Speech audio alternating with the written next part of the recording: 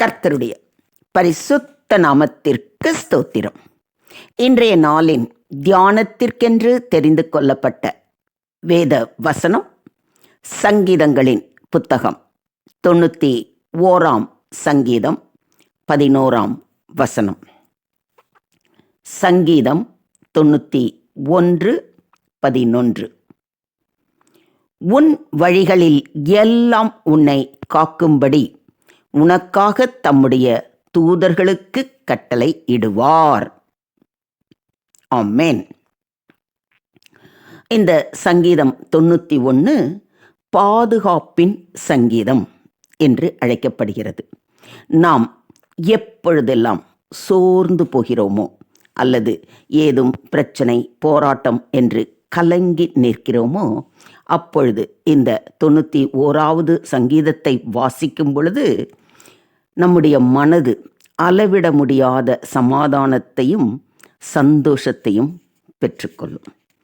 இந்த சங்கீதத்தின் ஒவ்வொரு வசனத்தின் மூலம் தேவன் நம்மோடு பேசி நம்மை ஆற்றி தேற்றி அரவணைத்து காத்து ரட்சிப்பார். கர்த்தர் நம்மை காக்கும்படி தமது தூதர்களுக்கு கட்டளை இடுகிறவர். எந்த வாதையும் நம்மை அணுகாதபடி காக்கிறவர். நாம் மரண பள்ளத்தாக்கிலே நடந்தாலும் பொல்லாப்பு நமக்கு நேரிடாது. ஆபத்திலே அவரே நம்மோடு இருந்து நம்மை தப்புவித்து பாதுகாத்து வழி நடத்துகிறவர். இக்கட்டிலிருந்து நம்மை விடுவிக்கிறவர்.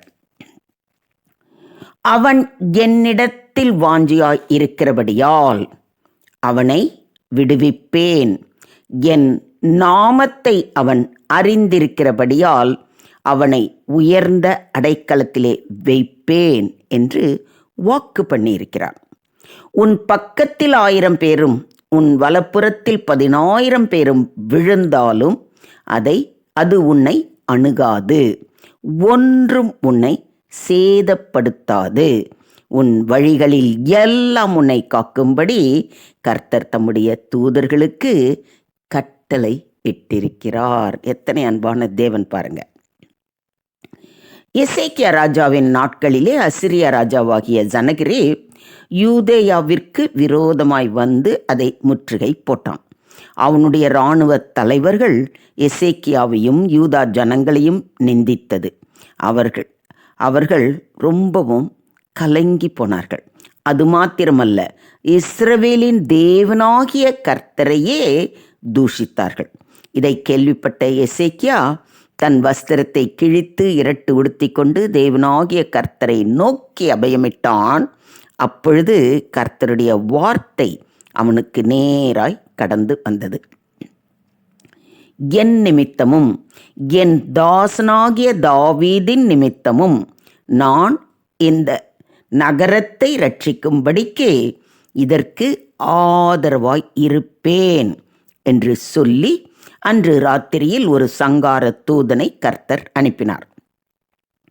அவன் வந்து அசீரியருடைய ராஜாவின் பாளையத்தில் உள்ள சகல பராக்கிரமசாலிகளையும் தலைவரையும் சேனாபதிகளையும் அதம் பண்ணினான். எல்லாரும் வெட்டுண்டு விழுந்தார்கள். அன்றைய தினம் மட்டும் 185,000 பேர் விழுந்தார்கள்.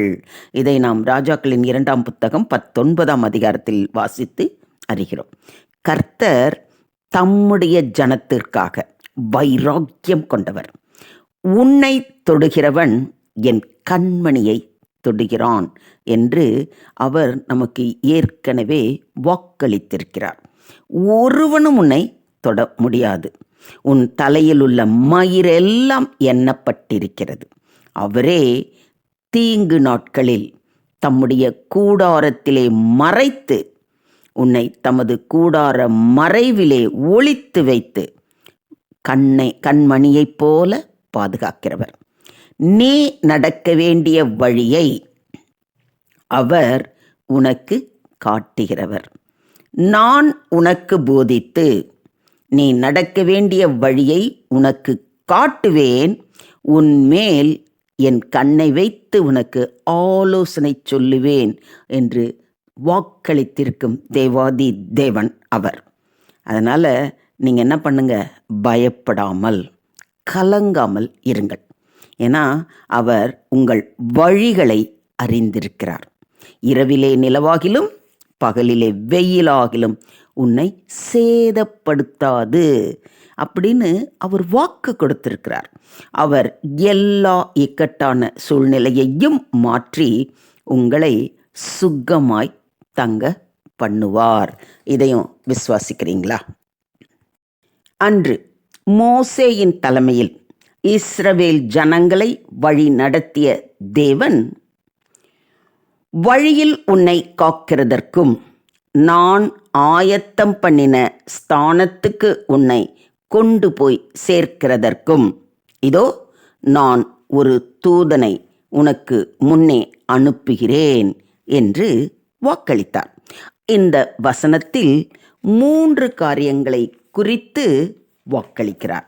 முதலாவது, வழியிலே உன்னை காப்பேன். இரண்டாவது, நான் ஆயத்தம் பண்ணின ஸ்தானத்திற்கு உன்னை கொண்டு போய் சேர்ப்பேன். மூன்றாவது, இதோ நான் ஒரு தூதனை உனக்கு முன்னே அனுப்புகிறேன். நம்முடைய தேவாதி தேவன் இன்று இந்த 3 வாக்குத்தத்தங்களையும் உங்களுக்கு உறுதி அளிக்கிறார். அதை உறுதியாய் பிடித்துக்கொண்டு வாக்குத்தத்தங்கள் நம் வாழ்வில் நிறைவேற நாம் ஜெபிக்க வேண்டும். இதையும் ஒத்துக்கிறீங்களா? இஸ்ரவேல் ஜனங்கள் எகிப்தை விட்டு கானானை நோக்கி பயணம் செய்யும்போது அவர்களுக்கு முன்பாக நடந்த தேவ தூதனானவரை கண்ணார கண்டார்கள். அவர்களை விரட்டி கொண்டு துரத்தி கொண்டு நிர்மூலமாக்க வேண்டும் என்ற எண்ணத்தோடு எகிப்தியர் வந்தபோது இஸ்ரவேலரின் சேனைக்கு முன்பாக நடந்த தேவ தூதனானவர் விலகி, அவர்களுக்கு முன்னிருந்த மேகஸ்தம்பமும் விலகி அவர்கள் பின்னே நின்றது. பயணத்தில் எந்த குறுக்கீடும் ஏற்படவில்லை, உயிர் சேதங்களும் இல்லை. இதை குறித்து நம் யாத்திராகமம் 14ஆம் அதிகாரத்தில் வாசிக்கிறோம். உங்களுடைய பயணத்திலோ எந்தவித பயமோ எந்தவித கவலையோ எந்தவித குறுக்கீடோ இருக்கவே இருக்காது. அதாவது கல்லர்களோ விபத்துக்களோ நாச மோசங்களோ தீய ஜந்துக்களோ உங்களை அணுகாதபடிக்கு கர்த்தர் உங்களை நடத்தி கொண்டு போவார். ஆகவே பயணத்தில் நீங்கள் பதற வேண்டியது இல்லை, கவலைப்பட்டு கலங்க வேண்டியது இல்லை. ஆனால் ஒன்றை மாத்திரம் எண்ணிக்கொள்ளுங்கள், அதுதான் ரொம்ப ரொம்ப முக்கியம். அதாவது தேவ சித்தத்தின்படி நீங்கள் செல்கிறீர்களா, கர்த்தர் குறிப்பிட்ட பாதையில் தான் செல்கிறீர்களா என்பதை நல்லா யோசித்து நிதானித்து நீங்கள் நடக்கணும். அவருடைய சித்தம் இல்லாமல் அவருக்கு விருப்பம் இல்லாத பாதையிலே நாம் போவோமே என்றால் நிச்சயமாக அந்த பாதையில் நம்மளை பாதுகாக்க அவர் தேவ தூதர்களுக்கு கட்டளையிட மாட்டார். இதை நீங்கள் நல்லா புரிஞ்சுக்கணும். ஏன்னா அப்படி தேவ சித்தமில்லாமல் போனவர்களை பற்றி நிறைய நம்ம வேதத்தில் வாசிக்கிறோம். யோனாவே எடுத்துக்கோங்க. அதனால தான் இந்த இடத்துல நான் உங்களுக்கு வலியுறுத்தி சொல்கிறது, யோனாவை போல வழி விலகி தர்ஷீஸுக்கு போக வேண்டாம். அவன் என்ன பண்ணான்? ஆண்டவர் எங்கே போக சொன்னார்? நினிவே போக சொன்னார். ஆனால் அவன் என்ன பண்ணான்? அதை விட்டுட்டு தர்ஷீஸ்க்கு போனான். ஆண்டவர் சும்மா விட்டாரா? அவனை கடலில் தள்ள வச்சார். அங்கே இருக்கிற ஒரு மீன் வயிற்றில் அவனை முழுங்க வச்சார்.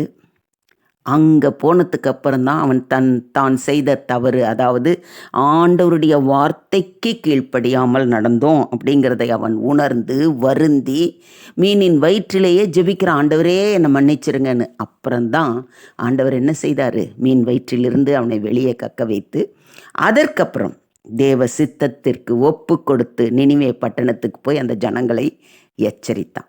அதே போல தான் தேவ சித்தம் இல்லாமல் நாம் எந்த காரியமும் செய்யக்கூடாது. வழிப்போக்கனை போல எருசலேமை விட்டு எரிகோவுக்கு செல்ல வேண்டாம். நகோமியைப் போல பெத்லஹேமை விட்டு மோவாபுக்கு செல்ல வேண்டாம். இப்படி சென்றவர்களுடைய காரியங்கள்லாம் என்ன ஆச்சு ஏதாச்சுங்கிறது உங்களுக்கு நல்லா தெரியும். ஆக கர்த்தருடைய சித்தத்தின் மையத்தில்தான் நல்ல பாதுகாப்பும் சமாதானமும் உண்டு என்பதை ஒருபோதும் மறந்து விடாதீர்கள்.